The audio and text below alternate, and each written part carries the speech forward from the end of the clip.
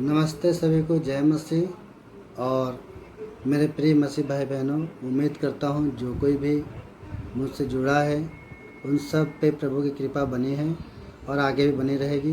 और जो भाई मुझे देख रहे हैं, सुन रहे हैं, जो मुझे नहीं जानते हैं, उनको भी मैं चाहता हूँ प्रभु आशीष दे और उन पर भी ईश्वर की कृपा बनी रहे। मेरे मित्रों, मैं आज आपके सामने एक सुंदर सा वचन लेकर आया हूँ और ये वचन हमारे पुस्तक जो है, हमारा जो पवित्र ग्रंथ है बाइबल, उसमें जो है वर्णन है। उस पुस्तक का नाम है नीति वचन। और ये नीति वचन हमारे जीवन में बहुत इम्पोर्टेंट है।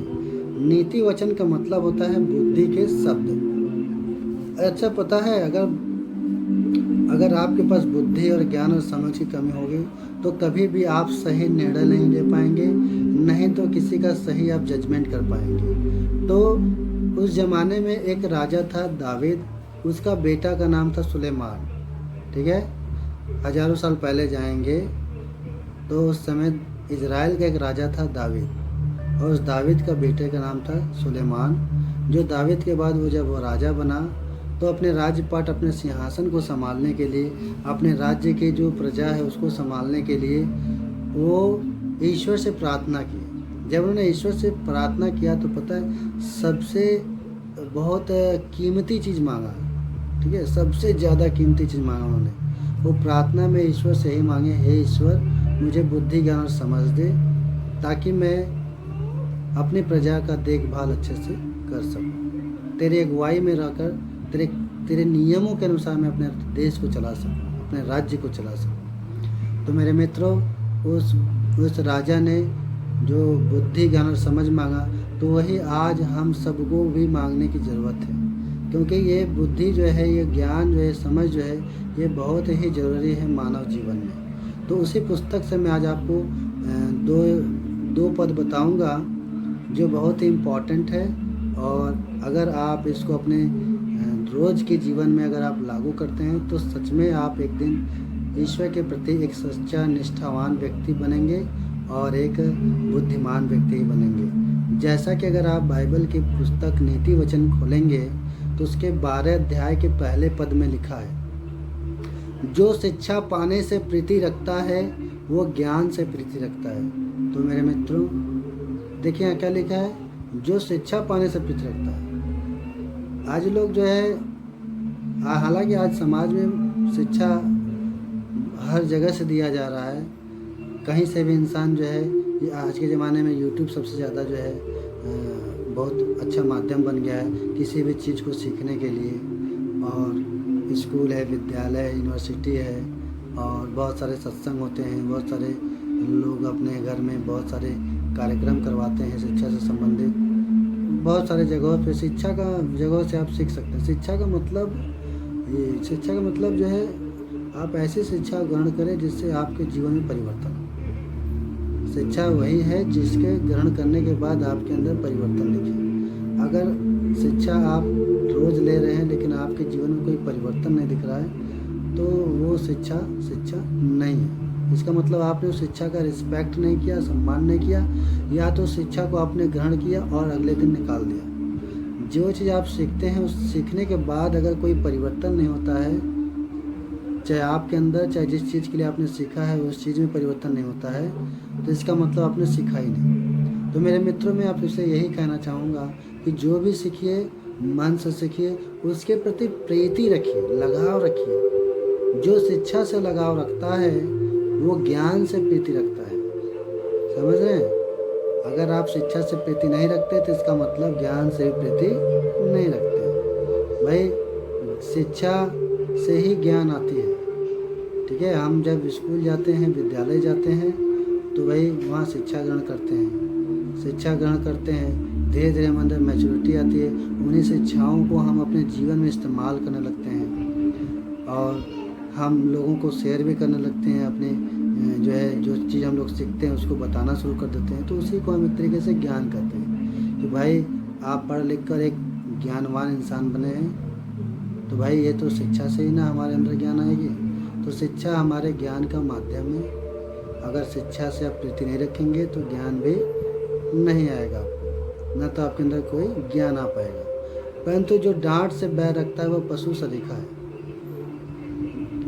जो डांट से बैर रखता है वो क्या है? पशु सरीखा है। देखिए, जो डांट फटकार से बैर रखता है, जो बुरा मान जाता है, जिसको नफरत होने लगती है, यो मुझको उसने डांटा, अब मैं उससे बात नहीं करूँगा। अक्सर इस विद्यालय में टीचर जब बच्चों को डांटते हैं तो कुछ बच्चे उनमें से होते हैं जो बुरा मान जाते हैं और दुश्मनी निभाने लगते हैं। विभिन्न प्रकार के इंसल्टिंग वाले वर्ड्स को जो है बच्चों के बीच में शेयर करते हैं उस टीचर के प्रति। लेकिन ये सब क्या है? गंदी बात है। कभी भी एक शिक्षक किसी भी स्टूडेंट को, छात्र को उसके बुरे कामों के लिए अगर डांटता है, उसकी गलतियों के लिए डांटता है तो उसके भले के लिए डांटता है।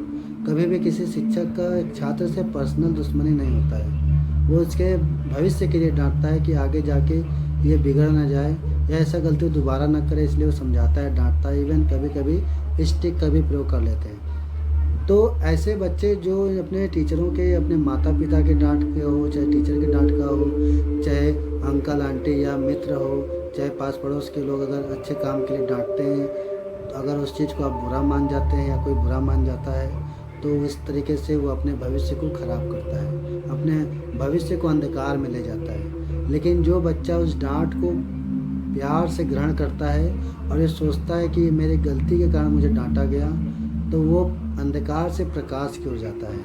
क्योंकि वो जो डांट है एक तरीके से मुझसे ये सिखाती है कि तुमने जो किया वो गलत है, ऐसा न करना। तो मेरे मित्रों, हम सबके जीवन में भी ऐसा ही होता है। जब भी हम किसी से डांट सुनते हैं, अगर हमने कोई गलती किया है, अगर हम कोई डांट सुन रहे हैं, तो इससे हमें ये रियलाइज़ करना चाहिए कि हमने वाकई में गलती किया और हमें डांट पड़ी है, हमें इसे बुरा मानने की ज़रूरत नहीं है, ना तो माइंडेड करने की ज़रूरत है। आप ये सोचो कि अच्छा हुआ कि अगले व्यक्ति ने हमारे गलती पे डांटा, फटकारा, टोका, ताकि हम दोबारा भविष्य में गलती न करें। तो ये जो वचन में लिखा है, परंतु जो डांट से बैर रखता है वो पशु सरीखा है। तो याद रखिए, जो डांट से बैर रखेगा वो कैसा है? वो पशुओं के समान है। क्योंकि पशुओं को आप देख सकते हैं, पशु लोग जो है किसी को कोई फ़र्क नहीं पड़ता है, आप कितना उस पर लाठी गोजी मारिए, कितना आप उसको भगाइए, लेकिन फिर से वो आपके दरवाजे पे आपके खड़ा हो जाएगा, फिर भी वो आपको कुछ एक्शन नहीं करेगा, कोई प्रत्युत्तर नहीं करेगा। ठीक, तो आप अगर डांट से बैर रखते हैं तो आपको इस वचन में आपकी तुलना किससे की है? पशु के समान। और ईश्वर ने मनुष्य को बुद्धिमान बनाया। पता है एक सबसे बड़ी अनोखी चीज़ क्या है ईश्वर ने बनाया है? वो है मनुष्य। मनुष्य को ईश्वर ने बनाया बड़े शिद्दत से, बड़े धैर्य के साथ, बड़े बारीकी से। और दुनिया में सबसे ज़्यादा बुद्धि जिसको मिला है वो है मनुष्य। ईश्वर क्यों जानवरों को नहीं मिला, पक्षियों को नहीं मिला? नहीं मिला ना, क्योंकि ईश्वर ने जो है इंसान को ज़्यादा प्रायोरिटी दिया है और इंसान को सबसे ज़्यादा बुद्धि दिया है। तो ये बताइए, अगर आप इतनी बुद्धि प्राप्त करने के बाद भी अगर बचकाना हरकत करेंगे, आप समझदारी नहीं दिखाएंगे, तो आप क्या एक सही मायने में एक अच्छा इंसान है? नहीं। आपकी तुलना उस पशु के समान किया गया है जिनको कोई मतलब नहीं होता है किसी से। तो आप एक अच्छा इंसान बने, ज्ञान से प्रीति रखिए और शिक्षा से प्रीति रखिए, ताकि आपका जीवन बहुत ही सुखमय और एक अच्छा सच्चरित्र इंसान बन सके और समाज में आपकी प्रतिष्ठा बनी रहे। प्रभु इस वचन के द्वारा सबको आशीष दे, सबको प्रभु बुद्धि, ज्ञान और समझ से भरे, ताकि आपका जीवन आगे जाके एक अच्छा जीवन चलने पाए। और जिस किसी को भी बुद्धि की घटी हो, वचन में लिखा है, यदि तेरे पास बुद्धि की कमी है तो मांग, परमेश्वर ईश्वर आपको बुद्धि प्रदान करेंगे। ये साफ वचन में लिखा है, क्योंकि बुद्धि देने का स्रोत केवल परमेश्वर परमात्मा के पास है। विश्वास करिए, प्रार्थना करिए और बुद्धि मांगिए, जरूर आपको ईश्वर बुद्धि देगा।